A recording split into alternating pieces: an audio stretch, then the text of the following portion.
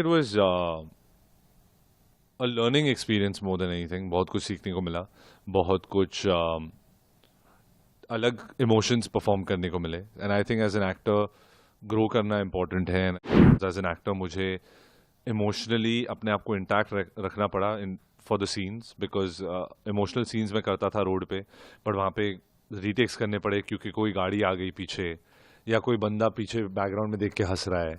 तो you have to do दो scenes again and again. प्यार जो है वो दोस्ती का एक बहुत अहम हिस्सा है। एंड अगर आप ये सवाल पूछ रहे हैं तो ऑब्वियसली लोग यही रिप्लाई करते होंगे, प्यार दोस्ती। दिव्या जी जो है वो मेरी नेबर थी 15 साल तक। अभी रिसेंटली शिफ्ट हुआ हूँ मैं, बट उससे पहले हम दोनों एक दूसरे को बिल्डिंग के लॉबी में कभी कभी टकराते थे, मिलते थे। ऐसे कई दिन हुए हैं जहाँ पर हमारी शूटिंग रोक दी गई है।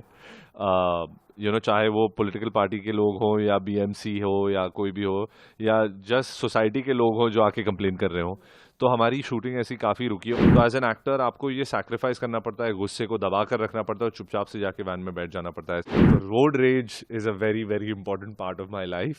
और लाइक एवरी मुंबईकर, मेरी खिड़की नीचे होती है, 2-3 गालियाँ निकलती हैं या वो चिल्लाते हैं या कभी कभी नीचे उतर के झगड़े होते हैं, and that's it. It was a learning experience more than anything. बहुत कुछ सीखने को मिला, बहुत कुछ अलग इमोशंस परफॉर्म करने को मिले। And I think as an actor grow करना इम्पोर्टेंट है। एंड ये फिल्म ने मुझे काफ़ी कुछ सिखाया है एज एन एक्टर और also as a human being कि कैसे मुझे पेशेंट रहना चाहिए in a lot of situations. Because हमने ये फिल्म जो है रियल लोकेशंस में शूट की है 1.5 साल तक। एंड आज के टाइम में मुंबई में रियल लोकेशंस में शूट करना बहुत मुश्किल हो जाता है। तो वो एक बहुत बड़ा चैलेंज था, बिकॉज एज एन एक्टर मुझे इमोशनली अपने आप को इंटैक्ट रखना पड़ा in for the scenes, because emotional scenes में करता था रोड पे, बट वहाँ पे रीटेक्स करने पड़े क्योंकि कोई गाड़ी आ गई पीछे या कोई बंदा पीछे बैकग्राउंड में देख के हंस रहा है। तो यू हैव टू डू दो scenes again and again. And and also weather आपका साथ नहीं दे रहा, तो आपको वो भी अडाप्ट करना है। कभी कभी कोई बीएमसी वाले आके शूटिंग उन्होंने रोक दी, तो आपको वापस सेट पे अगले दूसरे दिन आकर फिर वो इमोशन या सीन रिपीट करना है। So it was very very tiring, very very difficult, but very very good learning process. ये जो फिल्म है ये दर्शाता है प्यार और दोस्ती को। आप अपनी जिंदगी में प्यार और दोस्ती को किस नजरिए से देखते हैं? आई थिंक प्यार जो है वो दोस्ती का एक बहुत अहम हिस्सा है। एंड अगर आप ये सवाल पूछ रहे हैं तो ऑब्वियसली लोग यही रिप्लाई करते होंगे, प्यार दोस्ती है। But I think more than anything दोस्ती निभाना इम्पॉर्टेंट होता है, क्योंकि प्यार तो हो सकता है लेकिन अगर आप वो दिखा नहीं रहे या उसे आपके एक्शंस वैसे बोल नहीं रहे तो कोई फ़र्क नहीं पड़ता। So I think you have to sacrifice, you have to be patient, you have to be understanding.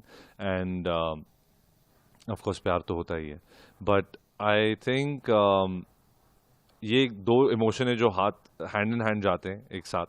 And ये फिल्म में बहुत अच्छी तरीके से दर्शाया गया है, बिकॉज इसमें प्यार और दोस्ती रिलेशनशिप्स में भी है, मतलब बॉयफ्रेंड गर्लफ्रेंड के बीच में, हस्बैंड वाइफ के बीच में, कजिन्स के बीच में और फैमिली के बीच में। सो आई थिंक ये जो पूरा फिल्म का थीम है वो ही प्यार और दोस्ती के पर आधारित है। एंड वो बहुत खूबसूरती से दिखाया गया है फिल्म में। आपके जो को एक्टर उनके साथ काम करके आपको कैसा लगा? दिव्या है, पर्ल है। सो दिव्या जी जो है वो मेरी नेबर थी 15 साल तक। अभी रिसेंटली शिफ्ट हुआ हूँ मैं, बट उससे पहले हम दोनों एक दूसरे को बिल्डिंग के लॉबी में कभी कभी टकराते थे, मिलते थे, बट काम करना हुआ नहीं। फाइनली हमने अभी ये फिल्म पे काम किया है, वो मौका मिला एंड उनको एज अ एक्टर जानने का मौका मिला। And I think we become close friends today. And even Pearl की मुलाकात मुझसे इस फिल्म पे हुई। उससे पहले actually I didn't know Pearl. And Pearl और मैं एक्चुअली काफ़ी करीबी दोस्त बन गए इस फिल्म में। एंड वो दोस्ती जो है वो ट्रांसलेट होकर स्क्रीन पर भी आ रही है और लोगों को अच्छा लग रहा है। And I think that's what our film is about at the end of the day, Yaariyan. तो हमारी जो तीनों की यारियाँ हैं वो फिल्म में आपको दिखेगी। यादगार पल जो आप हमेशा याद रख सकते हैं इस फिल्म, आई एम श्योर बहुत सारे होंगे, बट ये कोई अगर आपकी आई थिंक ऐसे कई दिन हुए हैं जहाँ पर हमारी शूटिंग रोक दी गई है चाहे वो पॉलिटिकल पार्टी के लोग हों या बीएमसी हो या कोई भी हो या जस्ट सोसाइटी के लोग हों जो आके कंप्लेन कर रहे हो, तो हमारी शूटिंग ऐसी काफ़ी रुकी और हमने दूसरे दिन या तीसरे दिन या अगले हफ्ते वापस वो लोकेशन पर जाकर शूटिंग ख़त्म की। तो वो मेमोरेबल रहेगा बिकॉज काफ़ी झगड़े हुए सेट पर। ऐसा हुआ कि कई पुलिस कांस्टेबल हमारे डायरेक्टर्स को खींच के लेके जा रहे हैं। There is a lot of instances ऐसे जो हुआ है। एंड मैं एज अ ह्यूमन बीइंग बहुत वोकल हूँ और बहुत रिएक्ट करता हूँ चीज़ों को, तो मुझे अपना गुस्सा दबा कर वैन में जाना पड़ा बिकॉज अगर डर यही होता है कि एक्टर को कुछ हो जाएगा तो फिर शूटिंग तो रुक ही जाएगी, then there is no way out. तो एज एन एक्टर आपको ये सैक्रिफाइस करना पड़ता है, गुस्से को दबा कर रखना पड़ता है और चुपचाप से जाके वैन में बैठ जाना पड़ता है ऐसी सिचुएशंस में।